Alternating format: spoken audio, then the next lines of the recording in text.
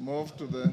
Mr. Speaker, yes. As you know, I respect your guidance and rulings, but I had intended to bring this letter for your formal guidance on content of speeches. 87.1. Mr. Speaker, it's my understanding that what you cannot discuss is the conduct of the president, but you can discuss his speech. I'd like you to give a ruling on that. As we sit here, I have no speech from the president to discuss.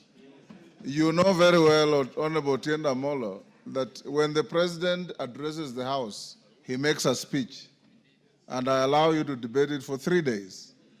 As it is here, I have no speech that can guide me on what you should debate. So, Amboka, go on. There is a thin line, Honorable Speaker, of what we are discussing, but I think the point is made. Our thinking, Honorable Speaker, is someone is trying to get to NGCDF, KERA, Honorable Speaker, and other funds that are devolved through this House, Honorable Speaker, and that is unacceptable, Honorable Speaker. To the extent, Honorable Speaker, that you are a member of Parliament, #1, member of National Assembly, that we see the kind of headlines that we see, like what was there today, Honorable Speaker, add me 2 minutes, I was distorted, Honorable Speaker. Yeah, that we see the kind of headlines today, Honorable Speaker, that's unacceptable. That is unacceptable. You are the champion, you are the head of this House, Honorable Speaker.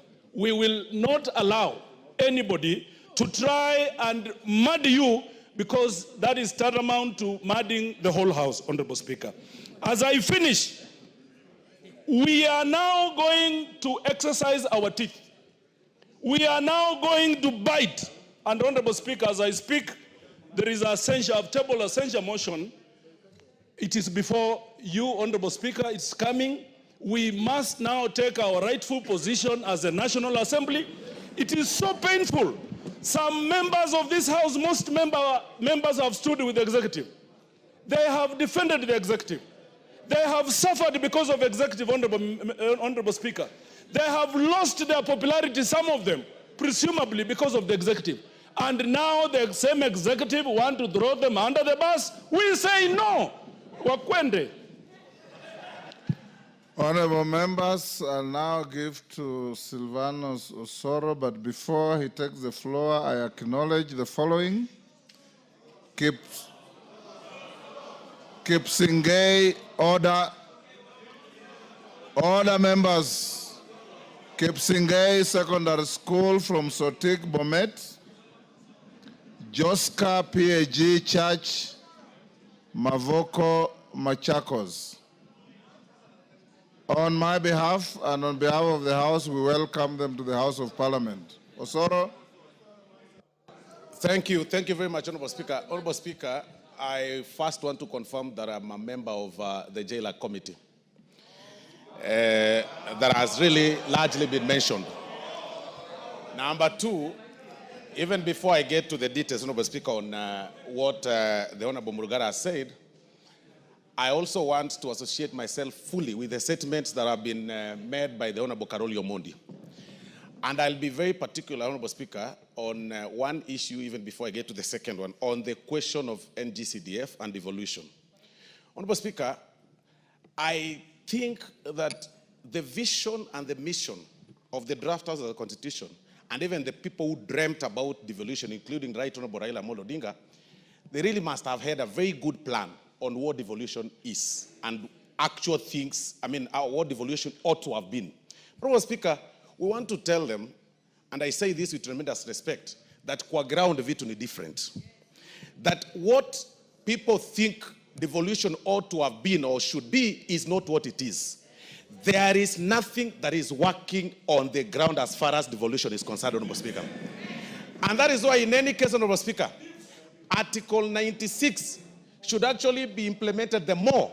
We cannot say that you want the county assembly members be left with the responsibility of oversighting governance. Honorable Speaker, a governor that controls 13 billion shillings A county governor that controls 13 billion shillings cannot be oversighted by an MCA who wants 80,000 shillings, and then they give them 3,000 shillings every day, Honorable Speaker, even to follow them, Honorable Speaker. And that is where we are saying, Honorable Speaker, that we must be very particular, Honorable Speaker. Mr. Speaker, the argument is about this house being declared corrupt. It's not about discussing devolution. The head of the state declared us corrupt. Well, how? Order. Order, Sane. Honorable Sane. No, don't be harsh on your colleague. Honorable Sane, if you are listening to the debate, you have been talking about two things: the integrity of this house, the fate of devolution, the fate of NGCDF, and the power of the Senate to oversight the counties. All these are entwined into what we are debating. So, Honorable Speaker, as I was saying, this House, Honorable Speaker, has been under attack from every corner. We've been attacked, Honorable Speaker, by the members, some members of the judiciary. We've been attacked by the members of the public, sometimes being threatened, Honorable Speaker, to have our houses torched, Honorable Speaker. We want to, with tremendous respect, also tell His Excellency the President.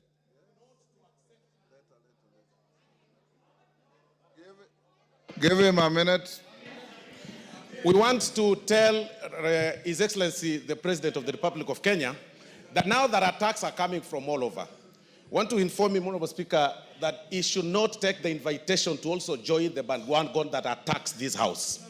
Because this House, if somebody claims that they brought money to a certain committee or to a particular chair, then especially on a bill that is actually sponsored by the AG from government, then that person should actually be arrested the more, because he is the one picking money from some public side and then to try and bribe the members of parliament, Honorable Speaker.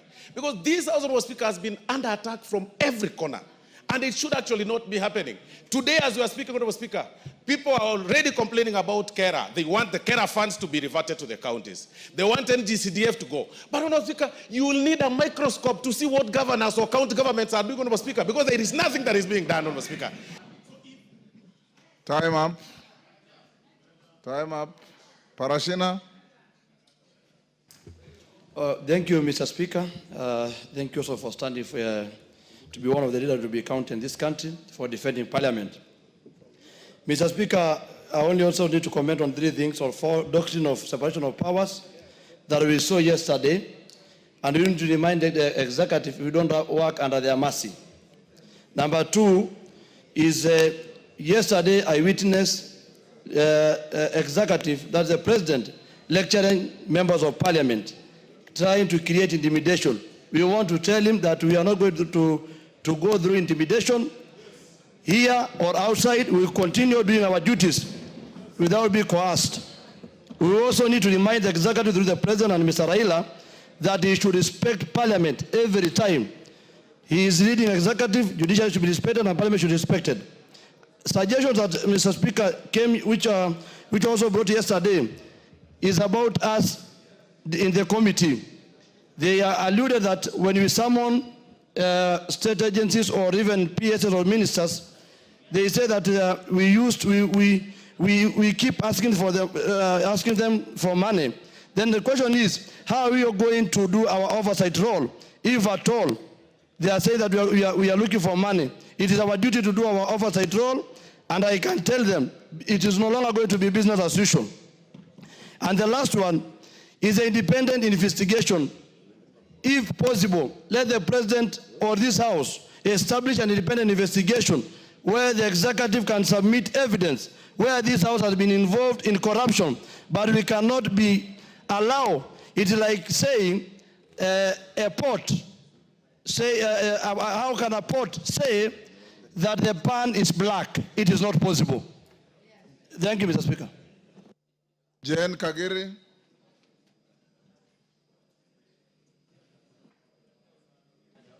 Thank you, Honorable Speaker, for giving me an opportunity to contribute to the discussion. Honorable Speaker, my English teacher always told us, before you skin a dog, you give it a bad name. Honorable Speaker, today, I feel that is actually what is happening. We all know that CDF, NGCDF, and GAF are under siege. And because of that, Honorable Speaker, that is why it is found right for an attack of members of parliament, for them to give us a bad name. Honorable Speaker, I would just want to remind this Honorable House, and inclusive of anybody who contests for a position, that is including the presidency, that it is based on performance that we get re-elected. And even for the presidency, should be well noted that the performance of NGCDF, the performance of NGAF, will also count for their performance at the end of the 5 years. So, Honorable Speaker, we need NGCDF respected, we need NGAF respected, and Honorable Speaker, let it go on record that members of parliament make decisions based on their own minds and based on what they want to do for their people. So